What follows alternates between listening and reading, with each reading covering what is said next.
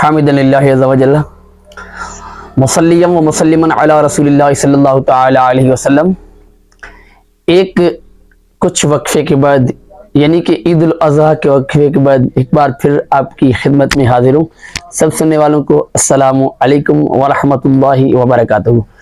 کامیابی کی قیمت، مجھے کامیابی کی قیمت معلوم ہے، عزم، سخت محنت اور جو چاہتے ہیں اسے ہوتے ہوئے دیکھنے کا صبر۔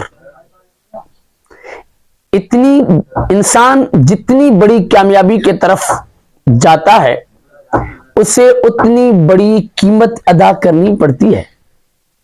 وہ قیمت اسٹریس یا ذہنی دباؤ ہے۔ یہ قیمت ادا کیے بغیر کامیابی نہیں ملتی۔ لوگ تھوڑی سی قیمت ادا کر کے بڑی کامیابی کی تمنا کرتے ہیں، قیمت بہت تھوڑی سی ادا کرتے ہیں اور تمنا کرتے ہیں کہ بڑی کامیابی مل جائے۔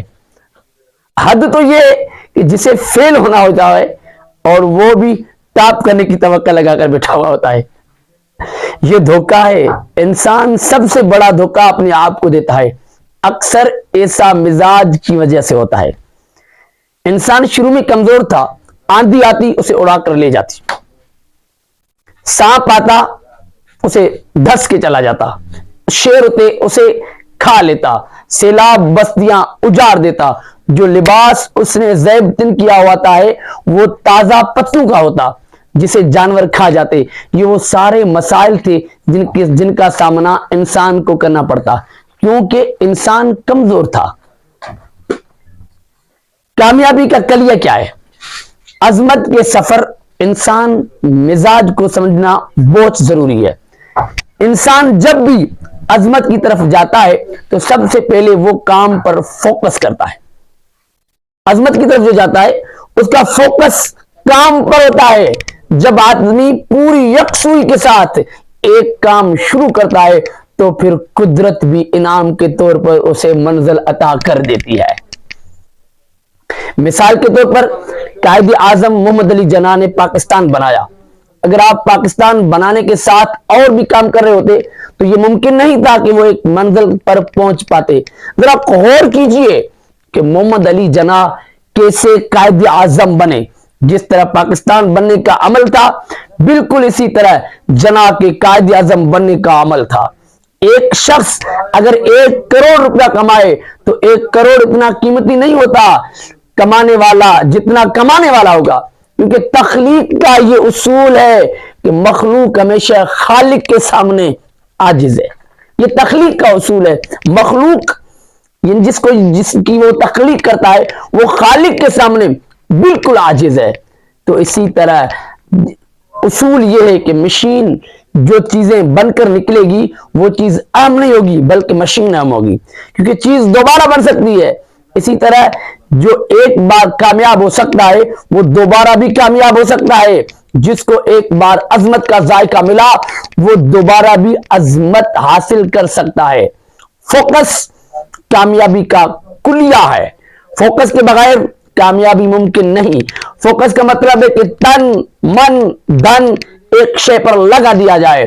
فوکس کا مطلب ہے کہ اپنی بے شمار خواہشات کو ذبح کر دیا جائے، اس کے بعد فقط ایک چیز پر تمام توانیاں لگا دینا۔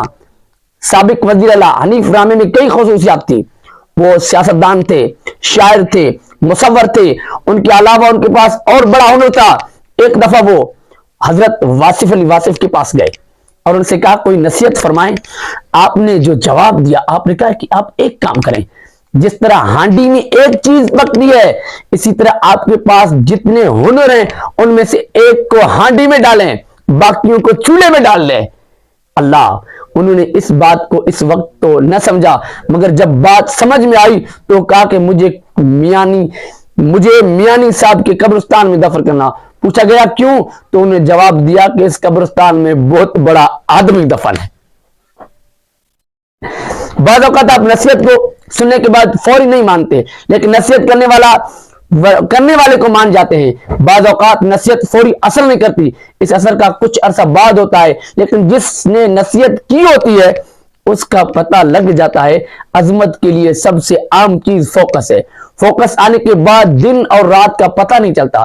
सच्ची कामयाबी रास्ता कमाने का रास्ता नहीं बल्कि लगाने का रास्ता है।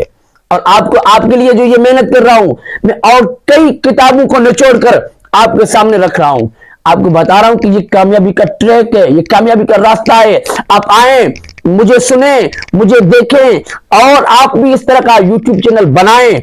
और आप जिस चीज को, आप जो चीज आपको पसंद है, जिस चीज पर आपका शौक है, जिस चीज उसको आप, उस पर आप अपना पूरा फोकस करें, उनको और तन मन धन उन पर लगा दे, फिर देखना कि कैसे कामयाबी मिलती है। कामयाबी गुजर जाने वाले को नहीं मिलती, कामयाबी हार्ड वर्क, मेहनत करने वाले को मिलती है। सलाम अलैकुम।